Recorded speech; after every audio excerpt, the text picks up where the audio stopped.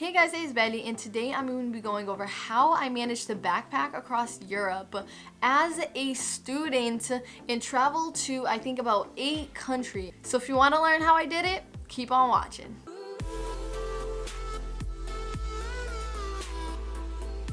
So as many of you know, I traveled with EF College Break. So this isn't sponsored, you can use them, you cannot, but I'm gonna be telling you how I did it, and I did it through them. So if you can do this either 2 ways. 1, you can backpack alone or do everything by yourself, or 2, you can use a company. Would I suggest using a company? I had a great time, but it is more costly. So up to you. I don't know how often you travel. I don't know if you'd want to set everything up by yourself or not. But I did it with them. So first thing I would suggest is booking early. I got big discounts, hundreds of dollars of discounts. I got $500 discount by booking early. And even if you're not using a company, if you already know where you want to go and when, start booking these things early so you can try and get a deal with them. If you are going with a company, a lot of them have payment plan options. So I was paying $500 per month, and this was perfect for me. It was like, enough where I was like, but it was like a big chunk of money. And like this trip was $5,000, more than $5,000 after I put in some excursions.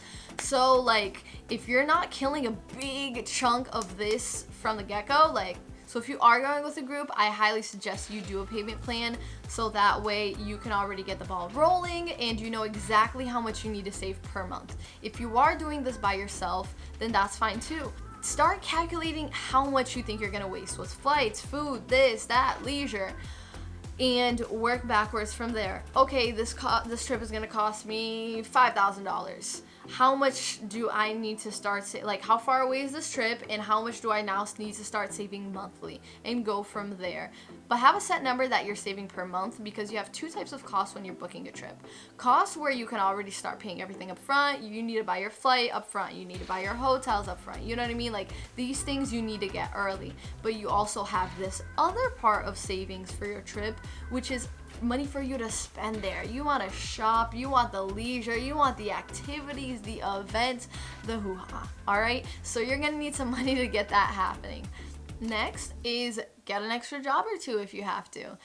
Now, mostly you're probably like, I don't want to do that. But think with me here. At least for me, when I was going on this trip, this is the first time I was ever going to Europe. This was the first time I was ever this was the trip of my life that started everything for me. So I will always be forever grateful for these memories. And as you can see how I'm talking about it here, it was a very eventful moment in my life, and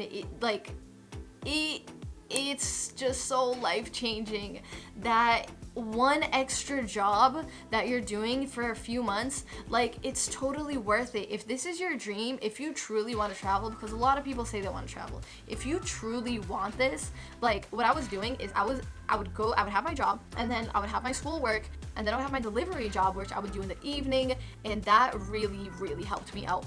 You get so used to either working, going to school, or studying that when you're at home and you're not doing anything, you're like, why am I wasting my time? You're on that level of being head-on and productive. So if you have to sacrifice some things for it, get an extra job, help build your resume, help do some other things, just freelance, whatever you can do to grab your hands on some extra money, even an extra $100 a week.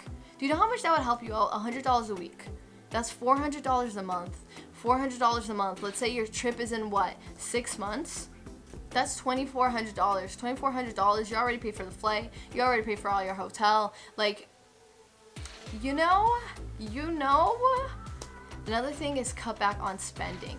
So if you're trying to do this, obviously, and you have a goal in mind, now a good way to save money is by being so busy that you do not have time to spend it. That's a pretty good tip right there. Be so busy working or just engaged in whatever it is that you're doing that you don't even have time. Or if you go hang out with your friends, I love it when all my friends are in the same broke season. I mean, I don't love it, but it's good because we're always find activities that are free, or let's do a girls' night in for a wine night, you know? So start getting creative. There are ways of you cutting back without without you dramatically changing your lifestyle too. And even if you are cutting back on spendings, make sure to give yourself some money in a budget for the week, so that way you still enjoy yourself while still putting money aside for your real goal. And if something's holding you back from this, figure out exactly what it is. Is it money that's holding you back? How much money would you need for it? Because once you start breaking it down, I promise you it's not going to be as expensive as you thought it was.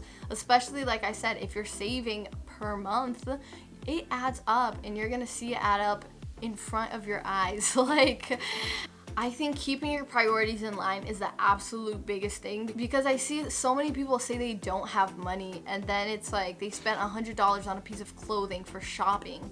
And it's like, you do realize with $100 you could pay for 7, maybe even 8 nights at a hostel. Like, you could have spent a whole, like, you would have had a place to stay for a whole week in Europe. And that brings me into another point. Hostels. A topic every time I try to bring this up to anyone, they're like, and I'm like, girl, listen, boo boo.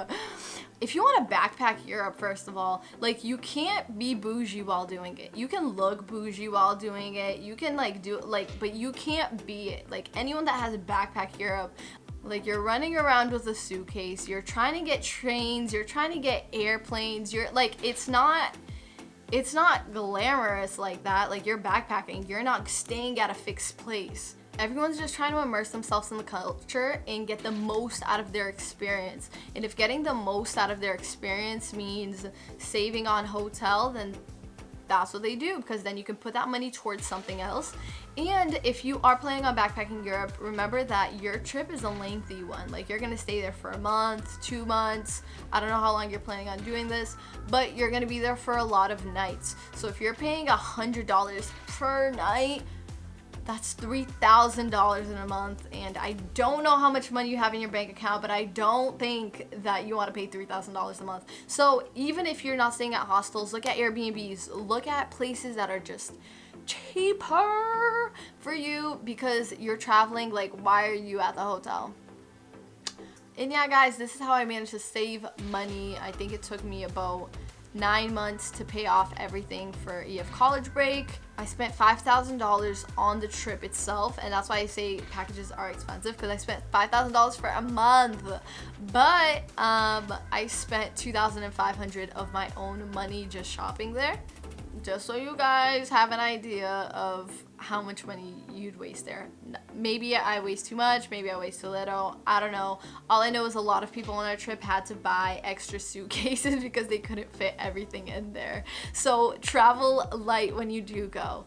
And that's everything that I have on this topic for you guys. I don't know why I love flipping my hair at the end, but like, it's really so fun.